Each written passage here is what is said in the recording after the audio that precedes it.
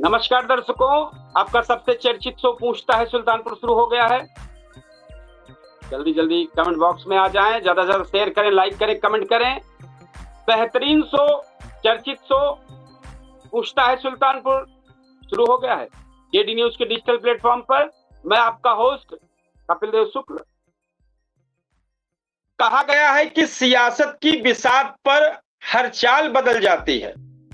सियासत की बिसात पर हर चाल बदल जाती है। जनता जब फैसला दिखाती है तो तकदीर बदल जाती है। दर्शकों, आप देख रहे हैं केडी न्यूज के डिजिटल प्लेटफॉर्म पर सबसे चर्चित लाइव डिबेट शो पूछता है सुल्तानपुर। आज बात होगी उत्तर प्रदेश 2027 के उस महासंग्राम की जिसकी आहट अभी से पूरे प्रदेश में सुनाई देने लगी है। तो शुरू है पूछता है सुल्तानपुर, लगातार सवाल कर रहा है और आज मुद्दा है 2027 का रण शुरू। क्या योगी फिर बनाएंगे सरकार या अखिलेश करेंगे वापसी? और मायावती और चंद्रशेखर किसका खेल बिगाड़ेंगे? इसी को लेकर इस कार्यक्रम को शुरुआत किया हूं। लाइव डिबेट शो पूछता है सुल्तानपुर। तो दर्शकों, हमारे फेसबुक पेज के फॉलोअर, उत्तर प्रदेश की राजनीति एक बार फिर गर्म होने लगी है।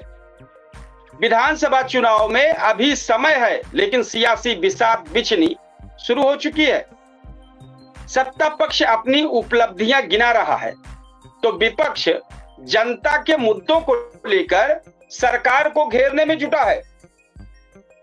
कई दल संगठन मजबूत हैं, कई दल संगठन मजबूत कह रहे हैं कि कुछ नए चेहरे सामने ला रहे हैं और कुछ संभावित गठबंधनों की भी चर्चा तेज हो गई है। आज सबसे बड़ा सवाल है कि क्या मुख्यमंत्री योगी आदित्यनाथ लगातार तीसरी बार इतिहास रच पाएंगे? क्या अखिलेश यादव सत्ता में वापसी का रास्ता बना पाएंगे? और साथ ही क्या मायावती एक बार फिर यूपी की राजनीति में बड़ा उलटफेर करेंगी? और साथ ही क्या चंद्रशेखर आजाद या अन्य छोटे दल कई सीटों पर मुकाबले का गणित बदल देंगे? इसी पर आज डिबेट शो है, इसी पर चर्चा है। लेकिन हम बताना चाहेंगे दर्शकों कि यह बहस किसी एक पार्टी के पक्ष या विपक्ष की नहीं है। यह बहस उत्तर प्रदेश के भविष्य की है। जनता जिन मुद्दों पर वोट देगी, मतलब सवाल यह है कि जनता किन मुद्दों पर वोट देगी। क्या विकास सबसे बड़ा मुद्दा होगा? क्या रोजगार और महंगाई चुनाव की दिशा तय करेगा? क्या जातीय समीकरण फिर निर्णायक होंगे या फिर स्थानीय उम्मीदवार और क्षेत्रीय मुद्दे पूरा चुनाव बदल देंगे? इन्हीं सवालों पर आज होगी खुलकर बेबाक और तथ्य आधारित चर्चा। आज के कई सवाल हैं कि अगर आज उत्तर प्रदेश में चुनाव हो जाए तो आपकी नजर में किसकी सरकार बनने की सबसे ज्यादा संभावना है और क्यों? अपनी राय हमें कमेंट बॉक्स में जरूर लिखिए। आपकी टिप्पणी इस बहस का हिस्सा हो सकती है। आइए शुरू करते हैं बिना किसी देर के पूछता है सुल्तानपुर, जहां सवाल जनता के होते हैं और जवाब भी जनता की अदालत में ही तय होते हैं। तो चलिए शुरू करते हैं आज के सबसे बड़ी राजनीतिक बहस। थोड़ी सी हम जानकारी याद दें। हमारे जो मेहमान है वो जुड़ना शुरुआत हो जाए। सियासत की बिसात पर हर चाल बदल जाती है। सियासत की बिसात पर हर चाल बदल जाती है। जनता जब फैसला लिखती है तो तकदीर बदल जाती है। देखे हैं, बहुत सारी चीज देखे हैं हम। एक शेर और बताएंगे, तख्त बदलते देर नहीं लगती जमाने में। तख्त बदलते देर नहीं लगती जमाने में। फैसला हमेशा जनता के फैसला हमेशा होता है जनता के खजाने में। तो एक बार इस कार्यक्रम को थोड़ा सा आगे बढ़ाएंगे और थोड़ी जानकारी देंगे कि 2027 का रण शुरू। क्या योगी फिर बनाएंगे सरकार या अखिलेश करेंगे वापसी? मायावती और चंद्रशेखर किसका खेल बिगाड़ेंगे? उत्तर प्रदेश की राजनीति में 2027 विधानसभा चुनाव की आहट साफ सुनाई देने लगी है। चुनाव में अभी कई महीने बाकी हैं, लेकिन सभी प्रमुख राजनीतिक दलों ने अपनी अपनी राजनीति पर काम तेज कर दिया है। बूथ स्तर की तैयारियों से लेकर जातीय समीकरण, संगठन विस्तार और सोशल मीडिया अभियान तक हर मोर्चे पर सक्रियता बढ़ चुकी है। भाजपा का लक्ष्य है कि लगातार तीसरी बार सत्ता मिले। मुख्यमंत्री योगी आदित्यनाथ के नेतृत्व में भाजपा लगातार तीसरी बार सरकार बनाने का लक्ष्य लेकर चल रही है। पार्टी का फोकस जो है वो कानून व्यवस्था, इंफ्रास्ट्रक्चर, एक्सप्रेसवे, निवेश, धार्मिक पर्यटन और लाभार्थी योजनाओं पर है। साथ ही दलित और पिछड़े वर्गों तक पहुंच मजबूत करने के लिए विशेष अभियान भी चलाए जा रहे हैं। वही समाजवादी पार्टी का पीडीए फार्मूला पर जबरदस्त भरोसा है। समाजवादी पार्टी के अध्यक्ष अखिलेश यादव सरकार को बेरोजगारी, महंगाई, किसानों की समस्या, शिक्षा और स्वास्थ्य जैसे मुद्दों पर घेर रहे हैं। पार्टी पिछड़ा, दलित और अल्पसंख्यक मतलब पीडीए समीकरण को मजबूत कर भाजपा को चुनौती देने की कोशिश कर रही है। अब बसपा अब की बार अकेले चुनाव लड़ने का फैसला किया। उनके बयान जो आ रहे हैं वो ये है कि अकेले चुनाव लड़ेंगे। बहुजन समाजवादी पार्टी की प्रमुख मायावती ने स्पष्ट किया है कि उनकी पार्टी 2027 का चुनाव किसी के बिना अपने दम पर लड़ेगी। इससे दलित वोटों के बंटवारे और कई सीटों पर मुकाबले के त्रिकोणीय या चतुर्थ कोणीय होने की संभावना बढ़ गई है। अब सवाल आ गया है चंद्रशेखर आजाद की बढ़ती सक्रियता। आजाद समाज पार्टी के प्रमुख और नगीना सांसद चंद्रशेखर आजाद ने 2027 चुनाव के लिए 45 उम्मीदवारों की पहली सूची जारी कर राजनीतिक हलचल बढ़ा दी है। राजनीतिक विशेषज्ञों की नजर इस बात पर है कि उनकी पार्टी किन क्षेत्रों में असर डालेगी और किस दल के वोट बैंक पर सबसे अधिक प्रभाव पड़ेगा। चुनाव में कौन से मुद्दे निर्णायक हो सकते हैं? कानून व्यवस्था, रोजगार और युवाओं की भर्ती, किसान और महंगाई, जातीय और सामाजिक समीकरण, महिला सुरक्षा, विकास बनाम सामाजिक न्याय, स्थानीय उम्मीदवारों की लोकप्रियता, पूर्वांचल और सुल्तानपुर। अब की बार ऐसा निगाह सब लोगों की है कि सबसे ज्यादा पूर्वांचल और सुल्तानपुर क्यों रहेगा अहम, ये सवाल है। और हमारे जो दर्शक हैं, हमारे जो फेसबुक पेज के फॉलोअर हैं, ये भी इस चीज को ध्यान करें कि निगाह हर व्यक्तियों की पूर्वांचल और सुल्तानपुर पर नजर गड़ी हुई है, हर पार्टी की। तो पूर्वांचल उत्तर प्रदेश की राजनीति का सबसे महत्वपूर्ण क्षेत्र माना जाता है। सुल्तानपुर, अयोध्या, अमेठी, प्रतापगढ़, जौनपुर और आसपास की सीटों पर होने वाला मतदान कई बार प्रदेश की व्यापक राजनीतिक दिशा का संकेत देता है। इसलिए सभी दल इस क्षेत्र में विशेष ध्यान दे रहे हैं। साथ ही जो सबसे बड़ा सवाल है कि 2027 में क्या भाजपा लगातार तीसरी बार सत्ता में लौटेगी? क्या समाजवादी पार्टी सत्ता परिवर्तन का माहौल बना पाएगी? क्या बसपा फिर से मजबूत वापसी करेगी? और क्या चंद्रशेखर आजाद कुछ सीटों पर मुकाबले का गणित बदल देंगे? ये सवाल हैं। इन सवालों का जवाब अभी भविष्य के गर्भ में है। चुनावी तस्वीर, उम्मीदवारों की घोषणा, गठबंधनों, स्थानीय मुद्दों और जनता के रुझान के साथ लगातार बदल सकता है। फिलहाल इतना तय है कि उत्तर प्रदेश का 2027 का चुनाव देश की सबसे बड़ी और सबसे दिलचस्प राजनीतिक लड़ाइयों में से एक बनने जा रहा है। तो हम चाहेंगे हमारे जो मेहमान जुड़ने वाले हैं फटाफट जुड़ जाएं, क्योंकि कार्यक्रम की शुरुआत हो चुकी है और हम चाहेंगे कि अपनी अपनी बातों को समय पर रख के बात करें।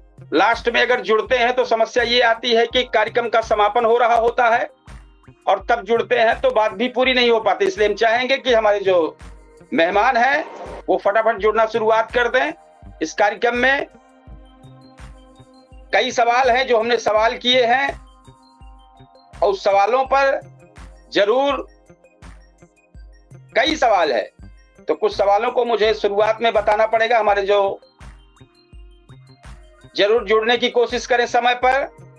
जो जनता की नब्ज को पहचान लेता है वही इतिहास के पन्नों में अपनी पहचान लिखता है।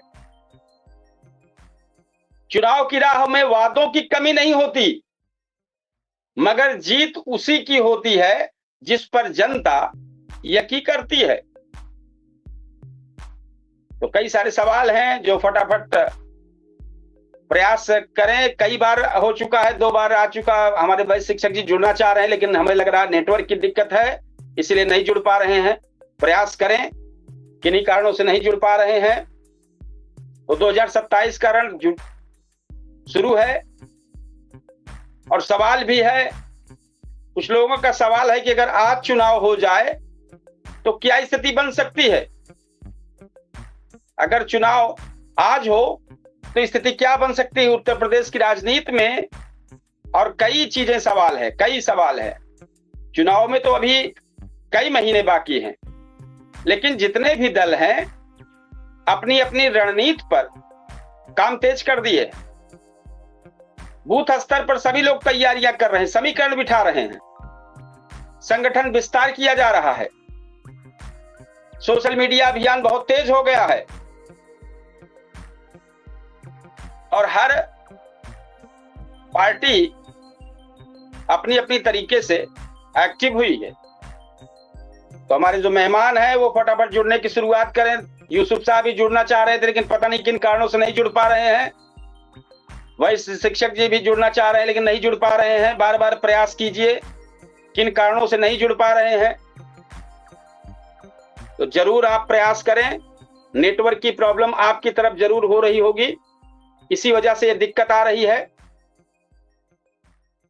तो फटाफट कमेंट बॉक्स में आ जाएं, ज्यादा से ज्यादा शेयर करें। हम अपने दर्शकों से कहना चाहेंगे कि इस मुद्दे पर जिस पर लगातार चर्चा चल रही है, इस पर अपनी राय जरूर कमेंट बॉक्स में भेजें कि उनको इस मुद्दे पर क्या कहना है। और आपकी जो राय कमेंट बॉक्स में आएगी उस पर भी चर्चा की जा सकती है। हम अपने सभी दर्शकों से कहेंगे कि अपने क्षेत्र की इस मुद्दे पर भी अपनी बात रखें, साथ ही अपने क्षेत्र की समस्याओं को कमेंट बॉक्स में जरूर भेजें और जिससे इस कार्यक्रम में चर्चा में वो बातें शामिल हो सके। तो ज्यादा से ज्यादा कमेंट बॉक्स में लिखना शुरुआत करें, ज्यादा से ज्यादा शेयर करें, लाइक करें, कमेंट करें। लगातार प्रयास कर रहे हैं यूसुफ जी, लेकिन किन्हीं कारणों से जुड़ नहीं पा रहे हैं। हम चाहेंगे कि आप प्रयास करते रहें। कई बार प्रयास हो चुका है लेकिन किन कारणों से नहीं जुड़ पा रहे हैं। नेटवर्क की प्रॉब्लम, मुझे लग रहा है कि नेटवर्क की प्रॉब्लम वहां पर है। तो एक बार फिर हम अपने उसी चर्चा पर चलेंगे। भाजपा का लक्ष्य बार बार तीसरी बार सत्ता काबिज करना। भाजपा लगातार तीसरी बार सरकार बनाने के लक्ष्य को लेकर चल रही है और पार्टी का फोकस जो है, हमने बताया कि कानून व्यवस्था, इंफ्रास्ट्रक्चर, एक्सप्रेसवे, निवेश, धार्मिक पर्यटन और लाभार्थी योजनाओं पर है जो उन्होंने लाभ दिया है। साथ ही दलित और पिछड़े वर्गों तक मजबूत पकड़ बनाने के लिए अभियान भी चलाए जा रहे हैं भाजपा की तरफ से। और समाजवादी अपनी पीडीए फार्मूले पर भरोसा करके आगे बढ़ रही है। तो लगातार प्रयास, हम चाहेंगे हमारे मेहमान जुड़ें नेटवर्क की प्रॉब्लम की वजह से लगातार आपको दिक्कत हो रही है, आप बार बार प्रयास करें, प्रयास करेंगे तो बेहतर रहेगा। कई चीजें सवाल है, कौन कौन से मुद्दे निर्णायक रहेंगे, वो है कानून व्यवस्था, रोजगार और युवाओं की भर्ती, किसान और महंगाई, जातीय समीकरण को लेकर। आपके यहाँ नेटवर्क की बहुत प्रॉब्लम है, कई बार आप प्रयास किए लेकिन नेटवर्क की दिक्कत की वजह से बहुत दिक्कत हो रही है, यहाँ से मिस हो रहा है लगातार। तो हम लगातार अपनी चर्चा कर चुके हैं, हम बता चुके हैं आज क्या है कई चीजों पर। बसपा अकेले चुनाव लड़ना चाह रही है, बहुत सारी चीजें, काफी चीजें बता चुके हैं। अगर आपने सुना होगा तो जरूर हम चाहेंगे आप अपनी बात रखें। भाजपा का लक्ष्य है सत्ता में काबिज होना। थोड़ा सा जी बाबू, थोड़ा सा बताओ। भाजपा का लक्ष्य है, इसलिए कि नेटवर्क में कहीं आ ही नहीं रहा था, जबकि ज्यादा से ज्यादा जी नहीं ठीक है। और समाजवादी अपने पीडीएफ फार्मूले पर काबिज है। और दो चीजें नई आई है, जो वो है कि बसपा अपने अकेले दम पर चुनाव लड़ना चाह रही है अब की बार। और इसके बाद चंद्रशेखर आजाद ने 45 उम्मीदवारों की लिस्ट जारी कर दी 2027 चुनाव के लिए। तो कहीं ना कहीं ये लग रहा है कि जहां कहीं दलित वोटों के बंटवारे और कई सीटों के मुकाबले त्रिकोणीय या चतुर्थकोणीय होने की संभावना बढ़ जाएगी। जिस तरीके से मायावती और आजाद पार्टी का आना और सपा का पीडीए और भाजपा अपनी पुरानी चीजों को लेकर जिन लाभों को दे रही है आम जनता को, जिस विकास की बात करती है, उसी को लेकर आगे बढ़ेगी।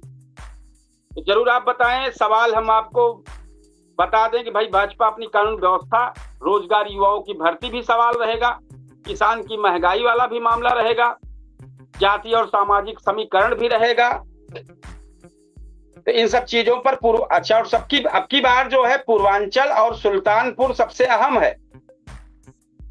पूर्वांचल उत्तर प्रदेश की राजनीति का सबसे महत्वपूर्ण बना हुआ है। सुल्तानपुर, अयोध्या, अमेठी, प्रतापगढ़, जौनपुर और आसपास की सीट वो मतदाता के लिए राजनीतिक दिशा का संकेत देती, इसलिए सभी दल इस क्षेत्र में विशेष ध्यान दे रहे हैं। तो कार्यक्रम में स्वागत है, आप अपनी बात रखें। चूंकि लगभग हमारा कार्यक्रम चलते हुए लगभग 18 मिनट हो गया है, तो हमने जो सवाल थे वो बहुत सारे सवाल रख दिए हैं। जी बताएं। सबसे पहले मैं अपने एडी न्यूज चैनल का हार्दिक स्वागत करता हूं। अपने सभी साथियों का धन्यवाद है। नमस्कार। 2 मिनट, 4 मिनट, 10 मिनट समय देते हैं, उनका आभार है। और ये नेटवर्क जो है बाबू, नेटवर्क को हम लोग लाख चाहते हैं कुछ एक्स्ट्रा भी प्रतिदिन डलवा करके, कि कम से कम नेट हम लोगों को परेशान न करे। लेकिन नेट ने बहुत परेशान कर दिया है, सही ढंग से न कोई बात हो पाती है। जब कोई अच्छी चर्चा होती है तो नेट जरूर। यूसुफ भी लगातार प्रयास कर रहे थे लेकिन नहीं जुड़ पा रहे थे, नेटवर्क की प्रॉब्लम रही होगी। तो अब वर्तमान में मैं वर्तमान को देख के कह रहा हूँ, चुनाव का समय आ गया है और चुनाव को लड़ने वाले रणबांकुरे पार्टियां एकदम अपना अपना दिमाग हर स्तर से लगाने का प्रयास कर रही हैं। लेकिन जो राजनेता लोग हैं तमाम पार्टियों को, चाहे वो पक्ष की हो चाहे विपक्ष की, इनके केवल विरोधाभास, बयानबाजी और इनके क्रियाकलाप ऐसे हो गए हैं जिसकी कल्पना नहीं किया जा सकता है। हम एक ही शब्द में बता दे रहे हैं कि जितनी पार्टियां हैं गद्दी को पाने के लिए और ऐसा ऐसा कांड कर डाली है कि ये वोट की राजनीति में, वोट में छींचा लेदर कर देंगी। किसी भी जनता का झुकाव जो है, जनता का झुकाव पहले की सरकारों पर मूल्यांकन होगा, वर्तमान सरकार के 9 वर्ष 10 वर्ष के कार्यों का मूल्यांकन होगा, और इन्होंने कितना हरासमेंट किया, इतना हरासमेंट भी किया है। ये लोग पक्ष और विपक्ष केवल राजनीति को गद्दी पाने का, इनको देश से उतना मतलब नहीं है। जनता की जरूरत से उतना मतलब नहीं है। इनको गणित लगा करके फोर फांस करके सरकार बनाने का मतलब बना हुआ है ढंग से।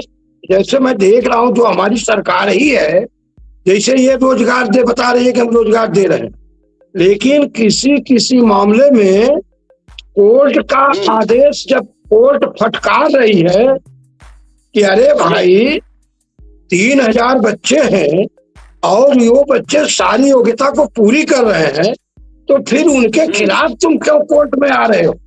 क्यों नहीं उनकी नियुक्ति दे रहे हो? उनको नियुक्ति क्यों नहीं दे रहे हो? जो 2023 में जिनकी नियुक्ति हो जानी चाहिए उनकी नियुक्ति 26 तक तुम टाल रहे हो। 8 दिन के बाद कर देंगे, 15 दिन के बाद कर लेंगे, तो ये भी एक कोर्ट के जवाब देने जाए। तो रोजगार में जो बच्चे आपके मानक को पूरा किए हैं उनको आप समय से नौकरी दे दीजिए। सरकार, उत्तर प्रदेश सरकार की मानसिकता ये है कि 15 दिन ही टाल दीजिए। अगर 30 बच्चे उसमें 3000 बच्चे नियुक्त हो रहे हैं और उनका वेतन अगर 75,000 है तो 15 दिन टाल दे तो कुछ सरकार को पैसा बच। इस तरह से पैसा को बचा करके शिक्षा विभाग या किसी विभाग को आप छीछा लेदर करने का काम कर रहे हैं। ये सरकार की हम इसकी आलोचना करते हैं। आज का जो मुद्दा है उस पर जो सवाल है वो एक बार हम फिर बता दें कि क्या 2027 में योगी आदित्यनाथ लगातार तीसरी बार सरकार बनाएगी, ये सवाल है।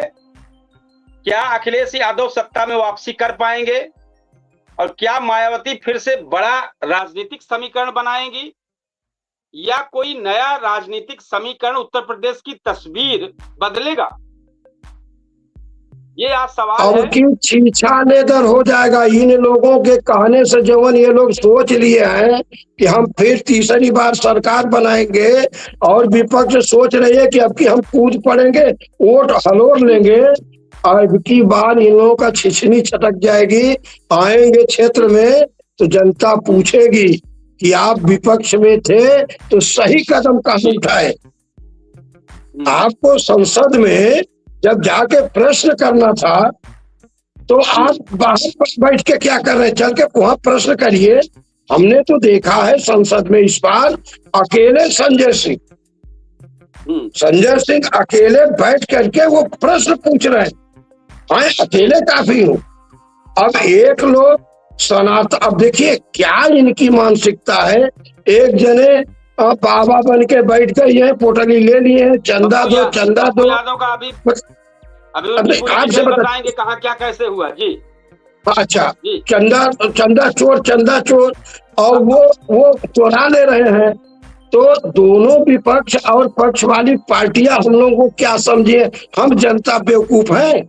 इसके लिए आप संसद में बहस करिए, जा करके आप अपनी आवाज को उठाइए और हम लोगों को लगे कि सरकार आपकी आवाज को नहीं सुनने दबा रही है, तब हम फैसला करेंगे कि संसद में हमको किसको भेजना है, किसको भेजना हम मूल्यांकन करेंगे ना।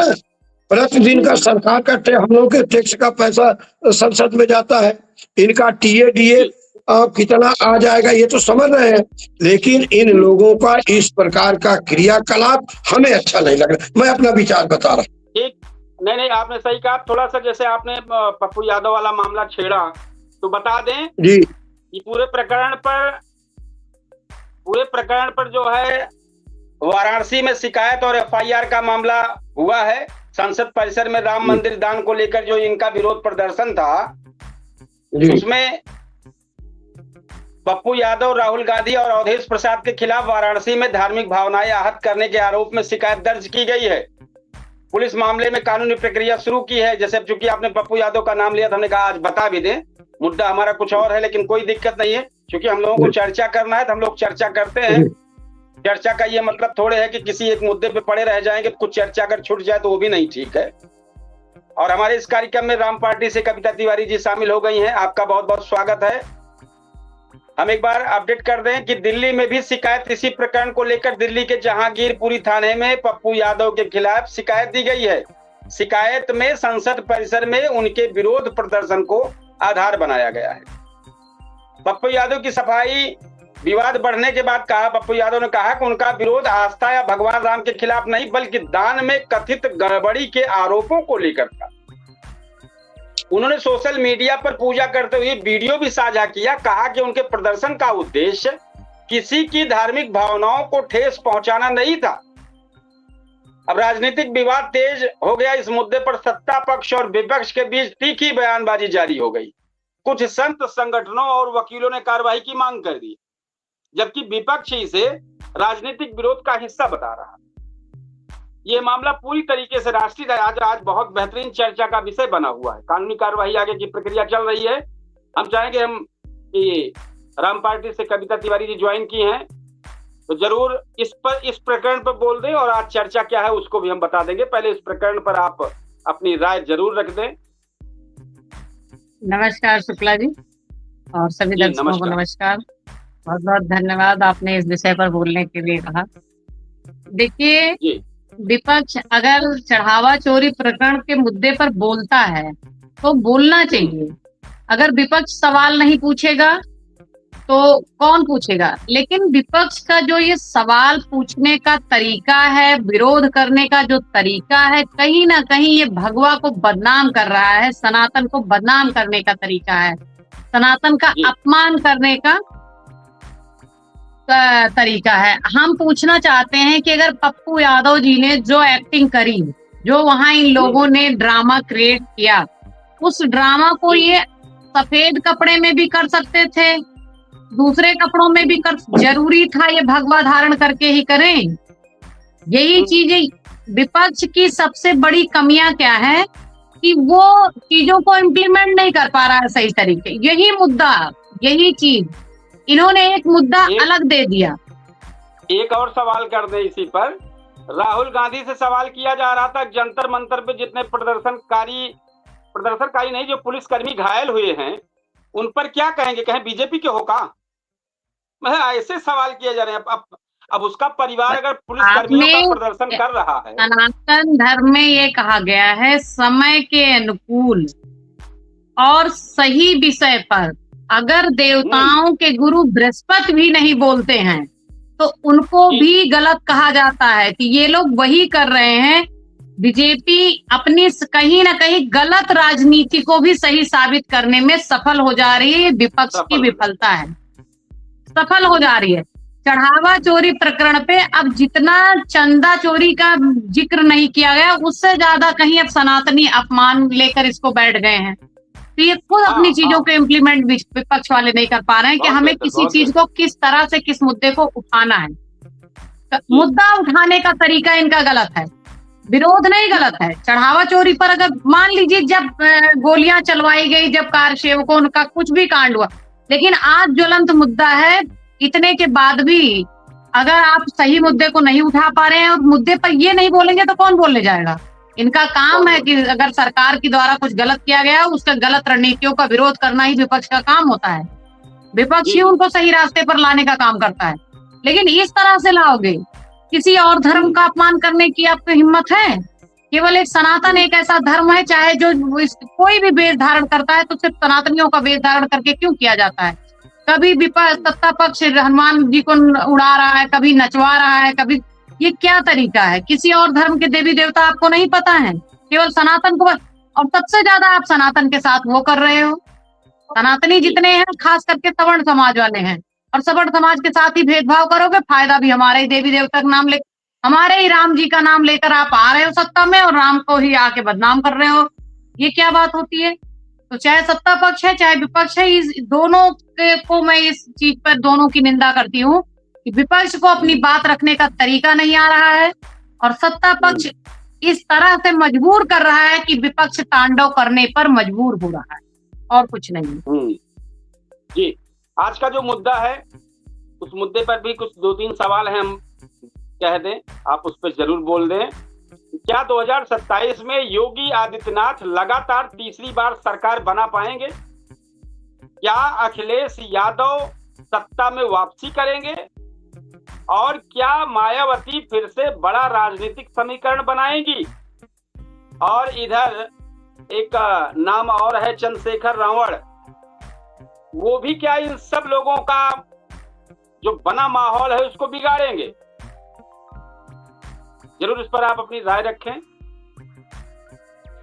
देखिए, 2027 का चुनाव आसान नहीं होगा भाजपा के लिए।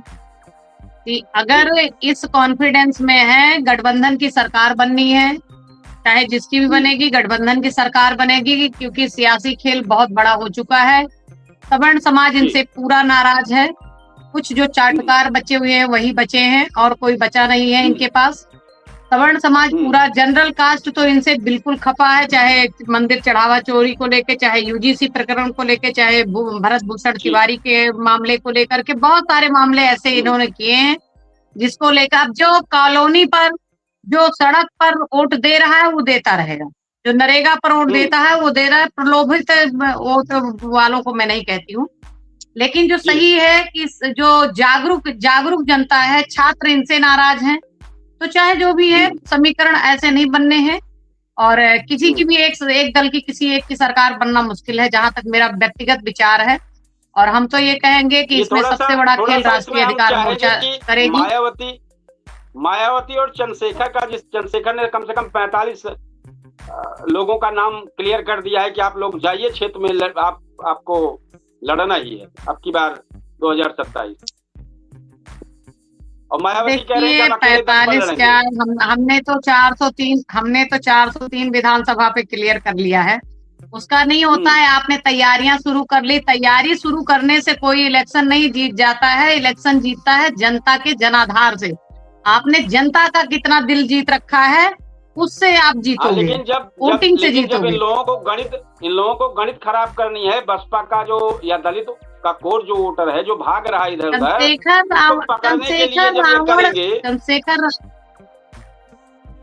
चंद्रशेखर रावण अपने आप में तो मुझे नहीं लगता है कि कुछ कर पाएंगे, लेकिन जिसके द्वारा वो प्रोजेक्टेड है उसके द्वारा वो कुछ भी कर सकते हैं, तो मैं ये मानती हूँ। लेकिन ऐसा कुछ नहीं है।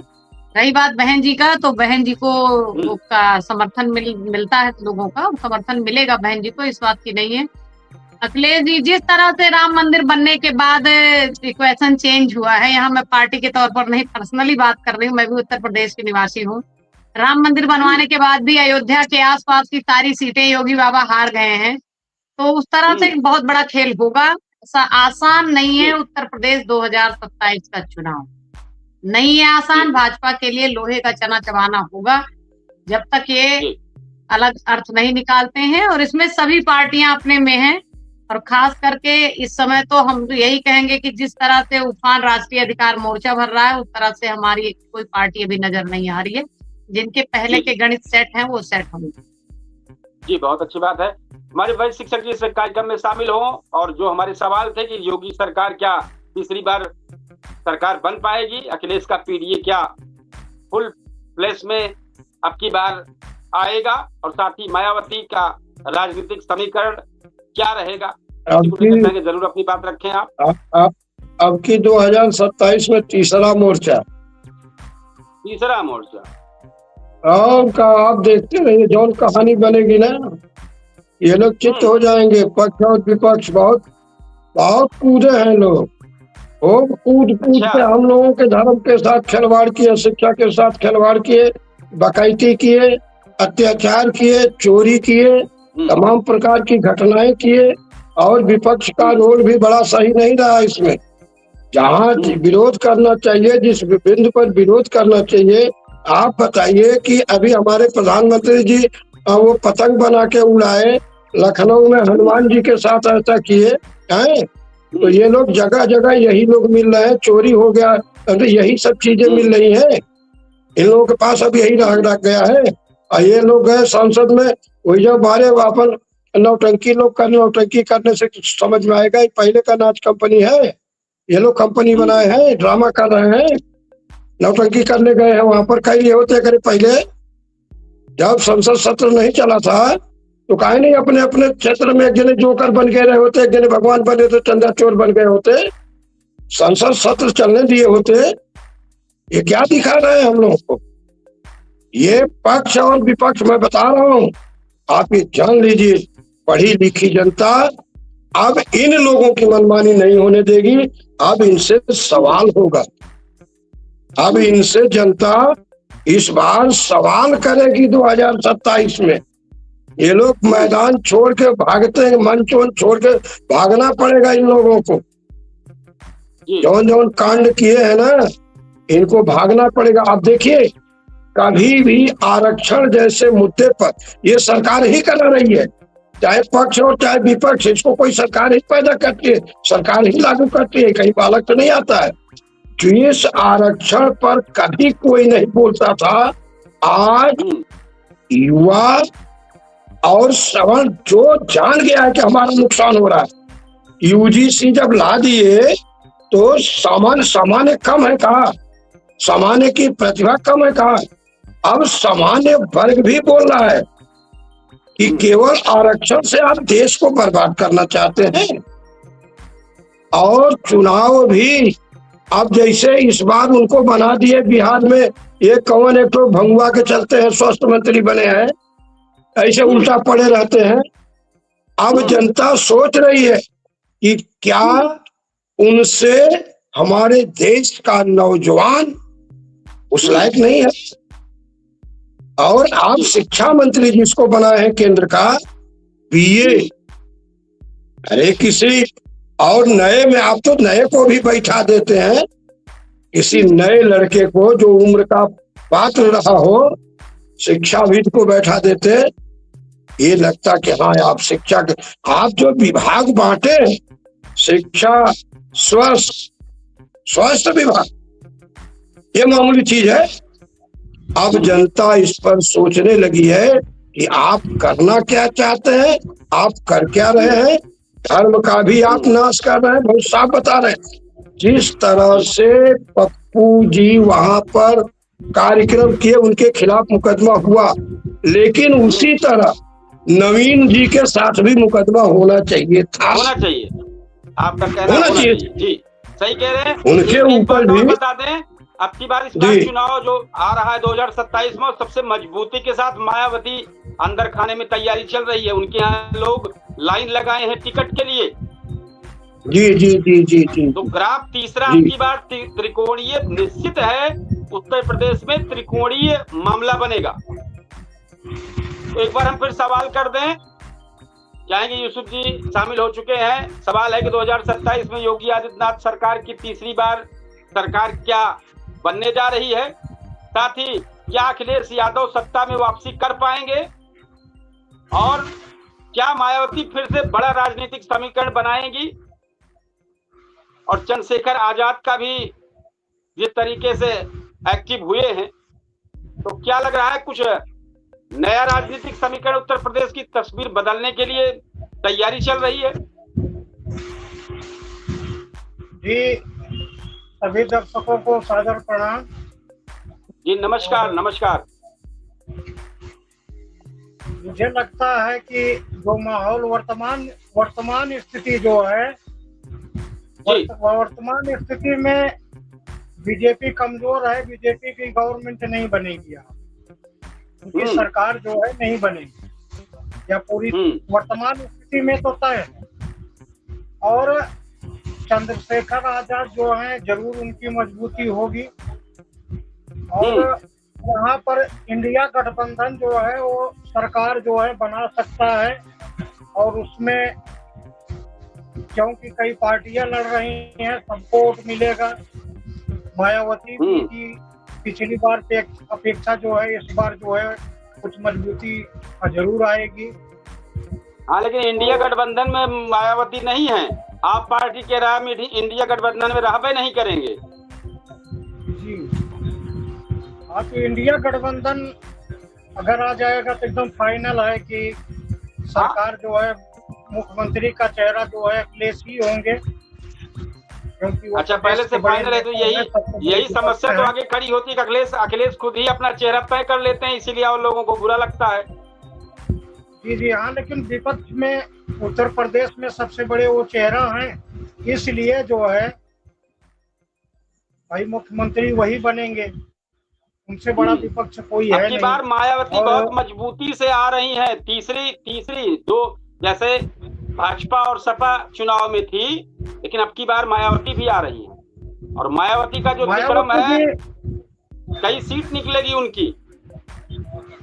जी निकलना चाहिए, कुछ मजबूती पहले के जैसा, पहले की अपेक्षा इस बार ज्यादा ही रहेगा। लेकिन ये कि मायावती जी जो तैयारी अब कर रहे हैं, वो तैयारी जो है पिछले 4 साल पहले से करना चाहिए था, क्योंकि बसपा को जो है पीछे करने असल में बसपा की जो तैयारी होती है अपने गणित के तरीके से होती है, उनके फिक्स वोट और प्लस वो जिस क्षेत्र में देंगी जिसको भी टिकट, उसकी बहुलता हो, इस पर चुनाव उनका होता है। हाँ, तो सिर्फ माहौल बहुत नहीं बनाए, उनको पीडीए की बहुत जरूरत नहीं है। चुनाव लड़ने के लिए सिर्फ 6 महीना या साल भर से तैयारी करने से चुनाव नहीं जीता जा सकता। चुनाव जीतना चाहता है, जो चुनाव लड़ना चाहता है, वो पूरे 5 साल उसकी तैयारी करता है। और इसमें मायावती 5 साल से पूरी सपा उत्तर प्रदेश में 5 साल से तैयारी कर रही थी। धरना प्रदर्शन तो अब देखने को मिल रहा है सपा का, मात्र 2 महीने से। अरे यूसुफ जी क्षमा चाहते हैं, कोई एक दिन में नहीं लड़ रहा है, यहाँ कोई बैठा नहीं रहता, हर राजनेता दिन रात तैयारी में ही रहता है। बस वो अनाउंसमेंट 6 महीने पहले से हो रही है, बस ये समझिए। कोई आपको लगता है बहन जी शांत बैठी थी 4 साल? ऐसा कुछ नहीं होता है, गणित सेट होता रहता है। कुछ पार्टियां हर रोज लाइन लगी रहती है नेताओं के दरबार में। विपक्ष के नेता का काम है कि जो गलतियां अगर कहीं हो रही हैं तो उसके विरुद्ध जो है आवाज उठाना, लोगों को बताना कि हाँ यहाँ सरकार द्वारा गलती की जा रही या सरकार की गलत नीतियां हैं। तो इसमें तो जो है मायावती जी कभी कभी दिखती थी, बाकी तो जो है उनके द्वारा जो है कभी आवाज भाई मैं तो नहीं सुना हूँ, और बाकी उनसे ज्यादा अखिलेश ही बोले हैं।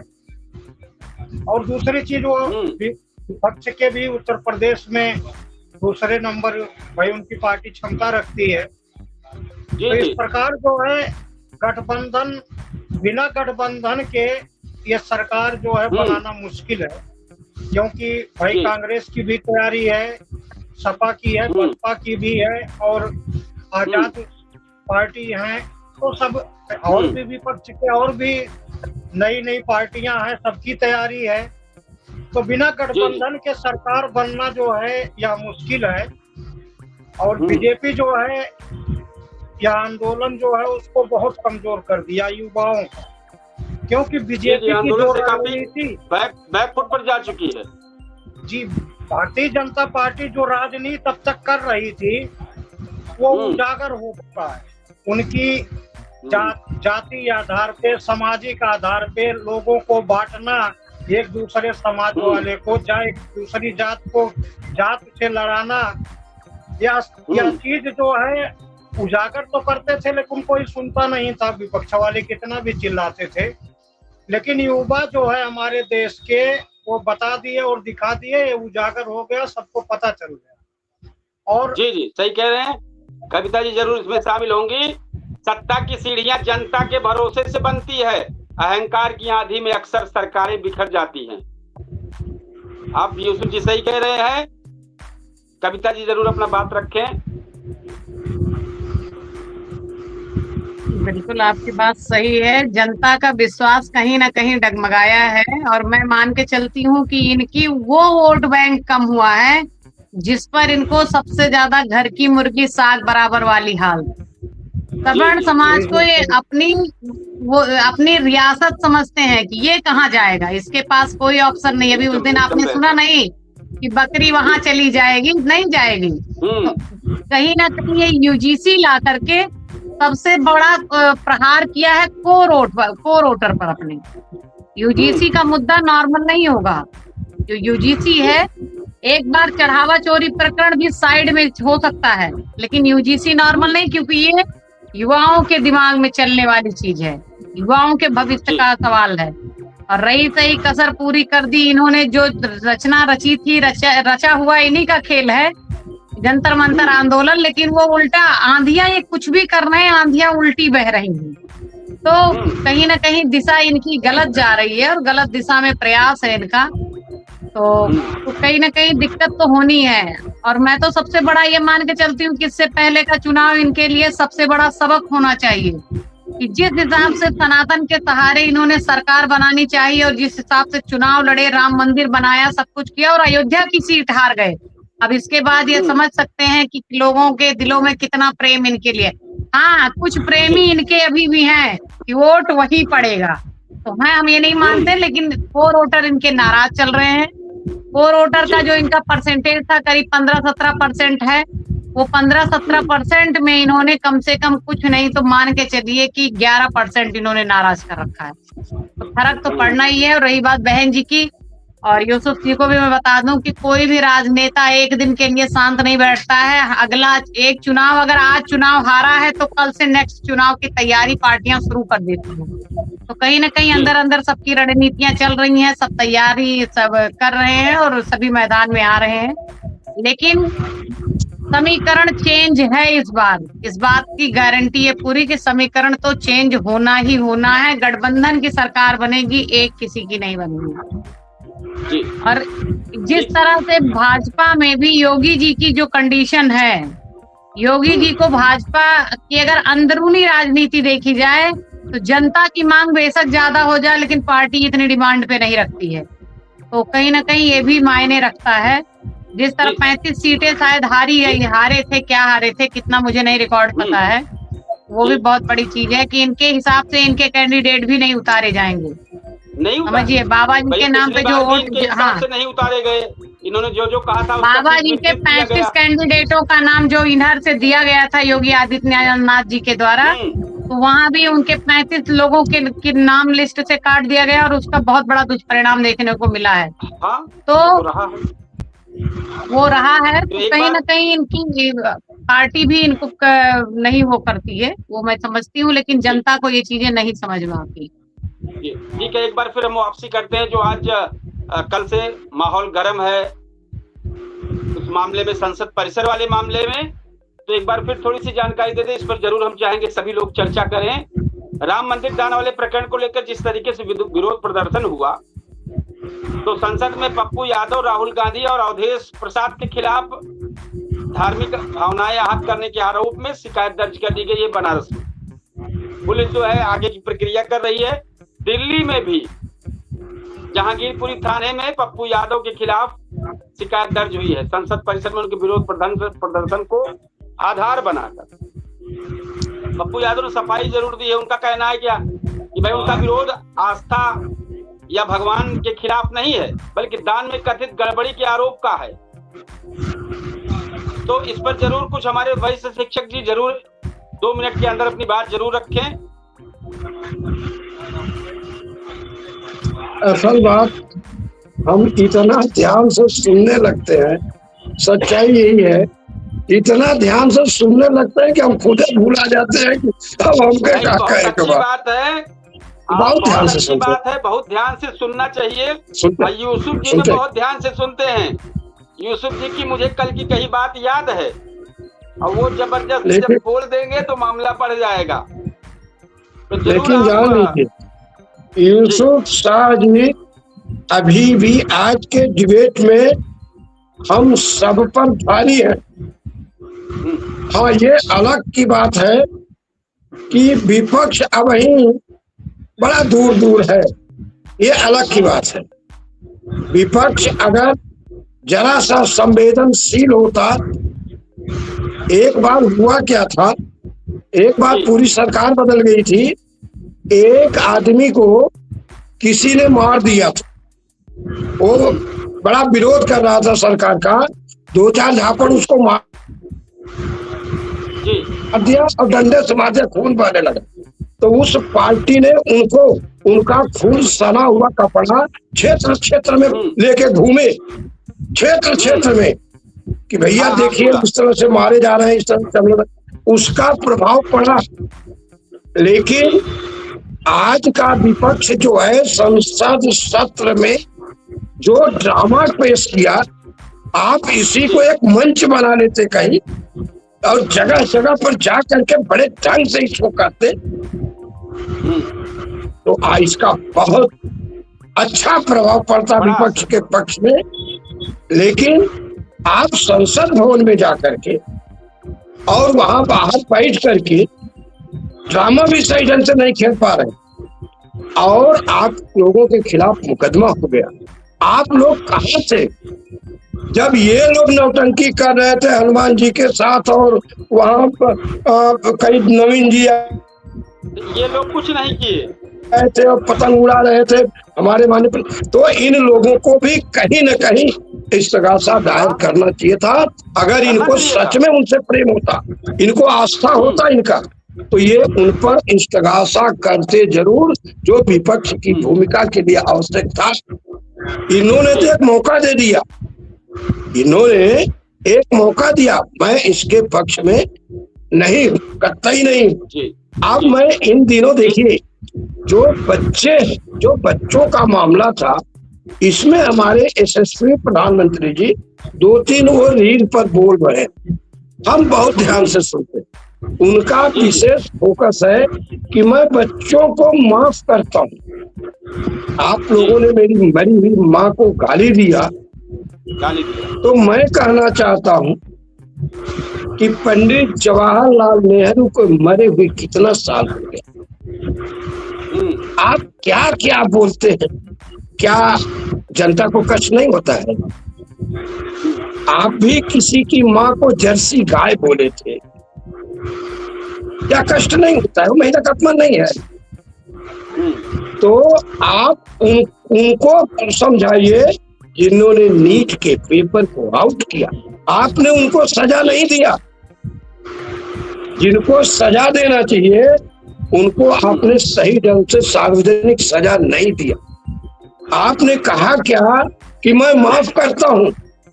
अरे अगर सजा दे दिए होते तो ये नौबत ही नहीं आती कि आप माफ कर देते। वो बच्चे बहुत तेज है, बहुत ब्रिलियंट बच्चे हैं, वो भारत की आन बान शान है, उसका आप ध्यान रखिए। आपके जितने विभाग हैं आप उस पर नियंत्रण रखिए। और मैं फिर प्रार्थना करके कहता हूं कि आप भावनात्मक अपील करिए, लेकिन विदेश की यात्रा कम कर दीजिए, फिर विदेश मंत्री को सौंप दीजिए, आप अपना राष्ट्र संभालिए। ये हमारी प्रार्थना। यूसुफ जी क्या कहना चाहेंगे? पप्पू यादव वाला प्रकरण जो हमने उठाया है, जो मुकदमा दर्ज हुआ जिस तरीके से संसद भवन में किया गया, कविता जी अगर आवाज सुन रही होंगी, अगर जुड़ जाएंगे सबसे लास्ट में तो और बेहतर है, क्योंकि कार्यक्रम 5-7 मिनट का और बचा है।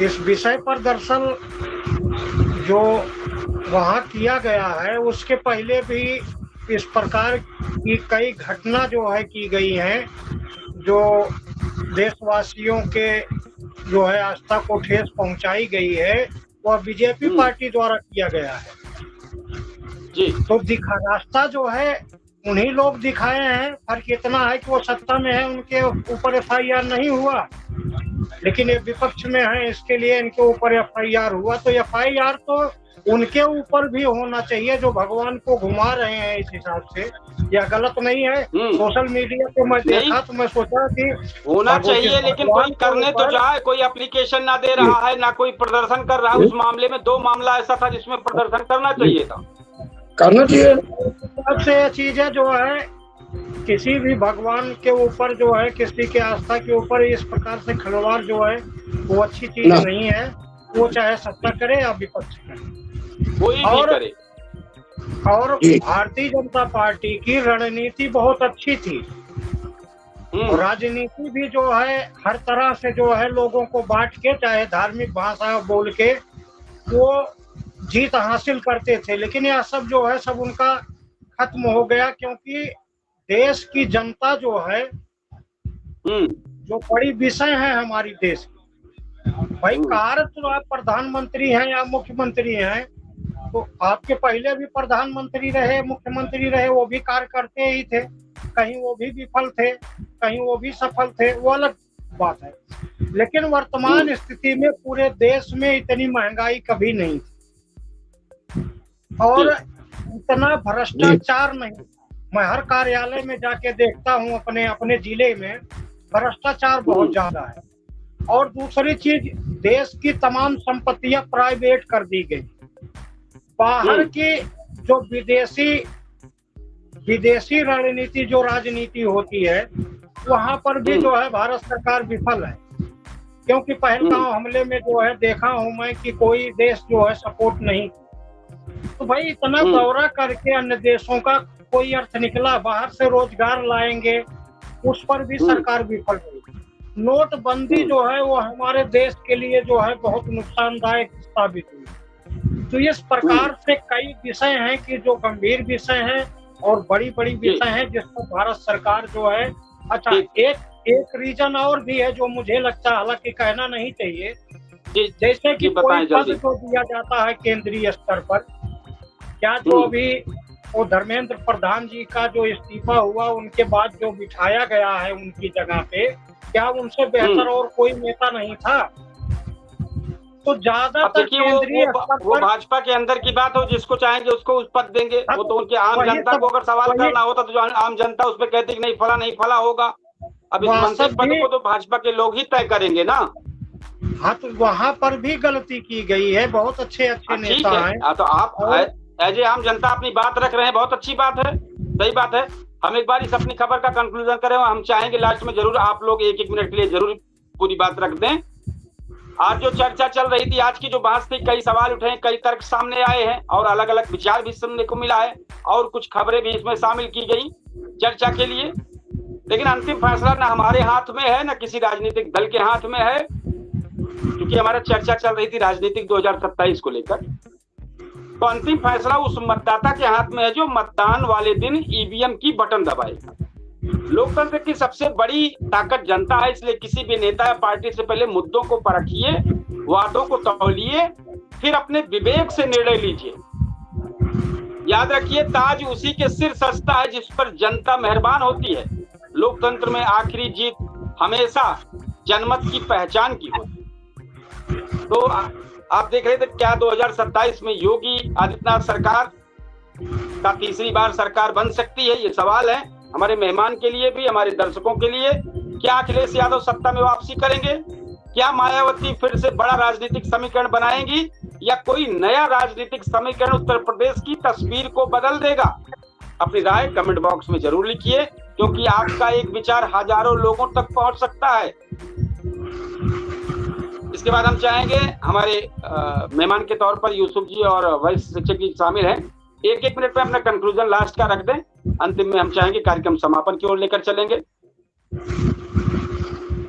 हम तो ये कहेंगे कि अब चुनाव शिक्षा का मूल्यांकन, प्रतिभा का मूल्यांकन, रोजगार का मूल्यांकन और संस्कार का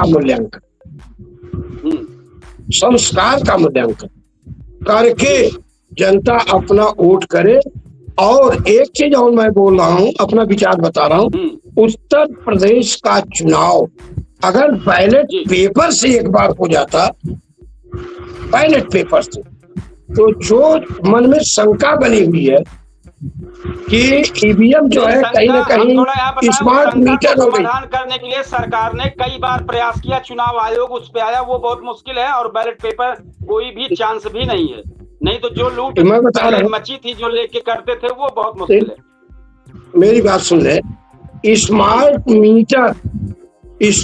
मीटर की तरह मेरा मानना है कि वो मशीन भी है, ईवीएम मशीन स्मार्ट मीटर की तरह से कोई सही ढंग से उसका मूल्यांकन नहीं कर भी पाता है, तो अभी भी जनता उतनी पढ़ी लिखी नहीं है, उसके मन में कहीं न कहीं संशय पैदा हो जाता है कि कहीं ये हथियार ठीक जनता के मन में संशय रहता है। जब पार्टियां जो है विपक्ष की पार्टियां, मतलब जो सत्ता में नहीं है, वो भी सवाल करती हैं। लेकिन सबसे बड़ी सवाल ये है कि जहां वो जीत जाती हैं वहां फिर काहे नहीं सवाल करती हैं। उनको चाहिए कि जो जीती हुई सीट है प्रदेश को ही छोड़ दे, कह दे नहीं हम नहीं मानते, हम जीते नहीं हैं। बैलेट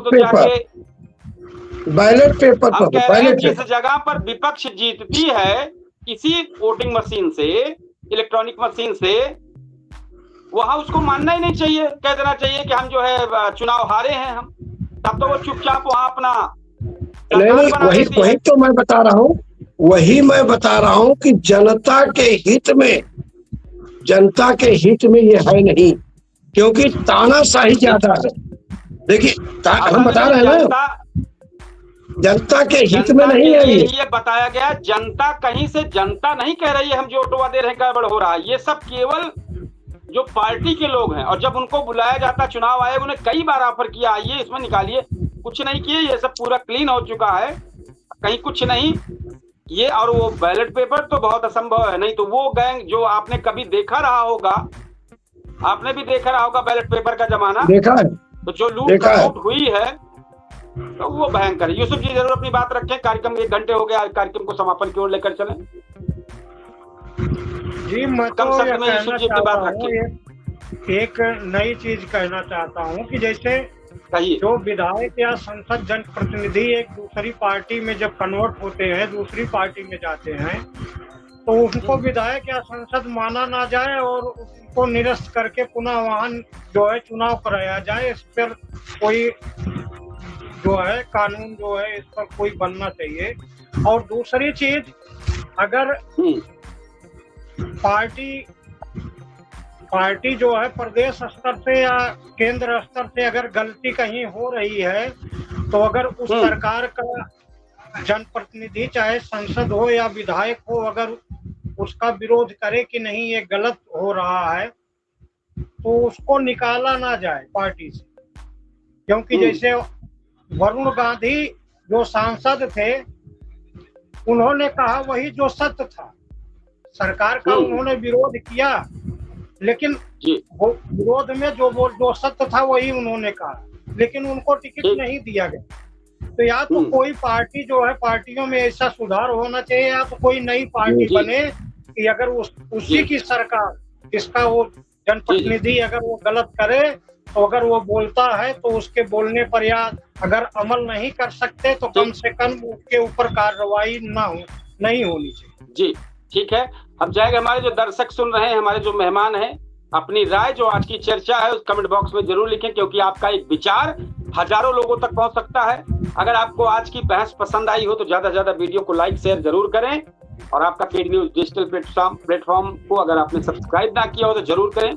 आज ये कार्यक्रम लगातार चल रहा था डिबेट शो, कल किसी फिर बेहतरीन मुद्दे के साथ आपका ये पूछता है सुल्तानपुर फिर आएगा। हम आपको एक नए मुद्दे के लिए कल फिर एक चर्चा के लिए सामने आएंगे, हम सारे लोग, हमारे मेहमान जितने हैं, और हम चाहेंगे आज लेंगे आप सब लोगों से विदा। कल फिर किसी बेहतरीन मुद्दे के साथ आपके सामने फिर हाजिर होंगे। तब तक के लिए जय हिंद, शुभ रात्रि।